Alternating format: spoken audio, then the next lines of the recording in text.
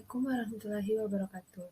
Perkenalkan, nama saya Nur Hajira Rauf dengan NIM A1C222140 dari kelas D, Prodi S1 Ilmu Keperawatan, Fakultas Keperawatan dan Kebidanan, Universitas Mega Rizky Makassar.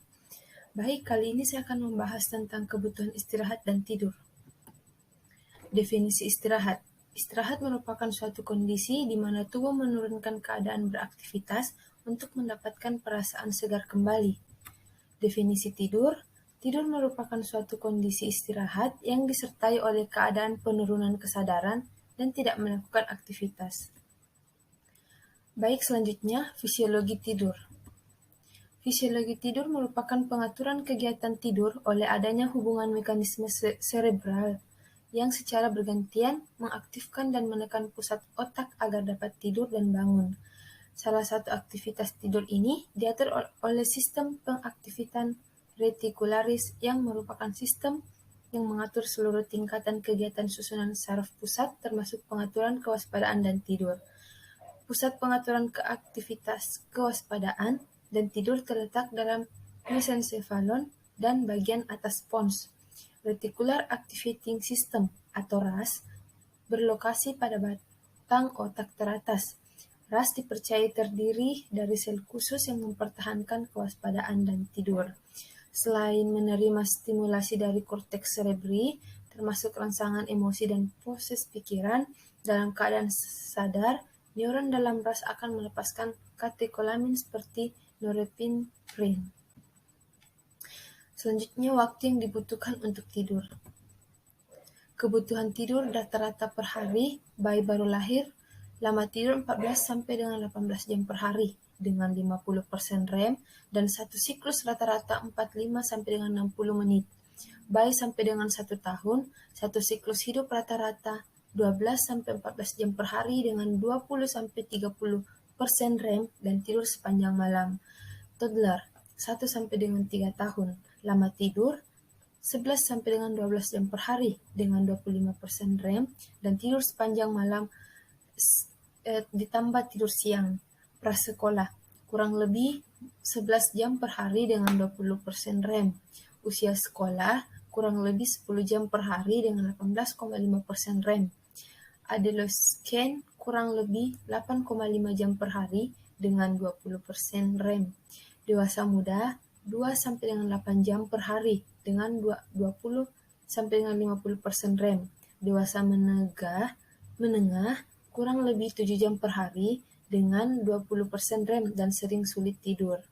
Dewasa tua kurang lebih 6 jam per hari dengan 20 sampai dengan 25% REM dan sering sulit tidur. Baik, faktor-faktor yang memengaruhi tidur itu sendiri, yang pertama, penyakit. Seseorang yang mengalami sakit memerlukan waktu tidur lebih banyak dari hari normal sebelumnya. Namun demikian, keadaan sakit menjadikan pasien kurang tidur atau tidak dapat tidur, misalnya pada pasien dengan gangguan pernapasan seperti asma, bronkitis, penyakit kardiovaskular, dan penyakit persyarafan. Kedua itu lingkungan. Pasien yang biasanya tidur dalam lingkungan tenang dan nyaman, kemudian terjadi perubahan suasana seperti gaduh, maka akan menghambat tidurnya. Ketiga itu motivasi. Motivasi dapat memengaruhi tidur dan dapat menimbulkan keinginan untuk tetap bangun dan waspada menahan ngantuk.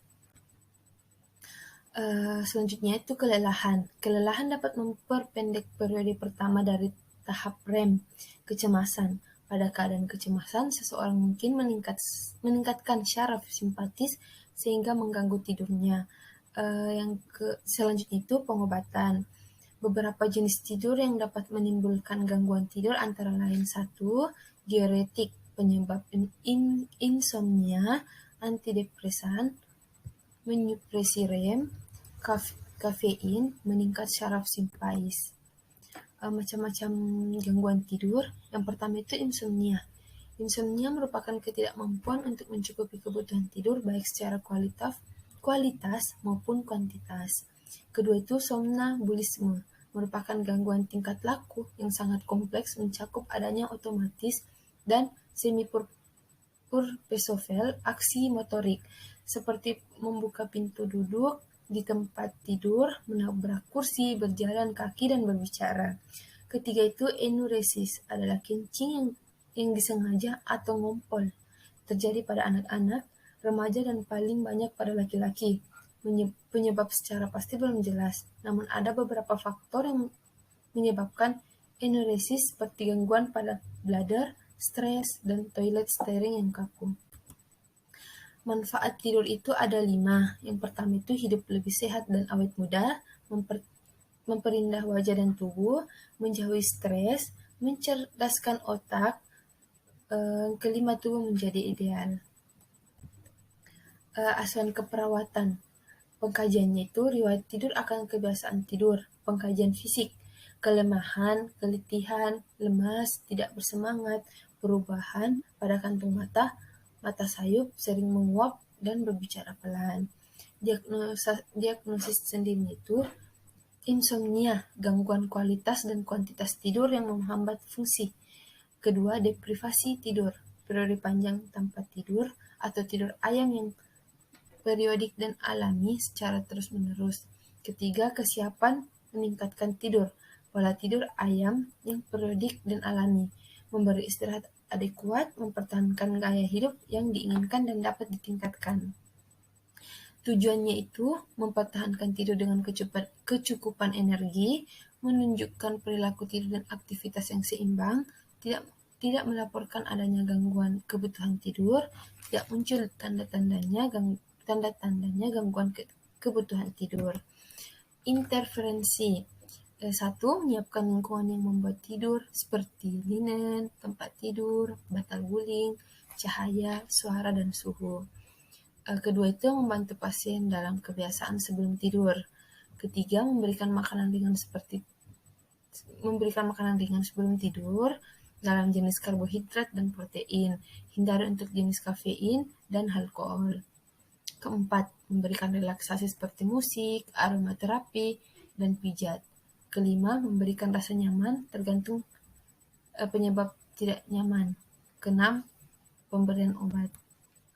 Terima kasih. Mungkin hanya itu yang dapat saya papar. Wassalamualaikum warahmatullahi wabarakatuh.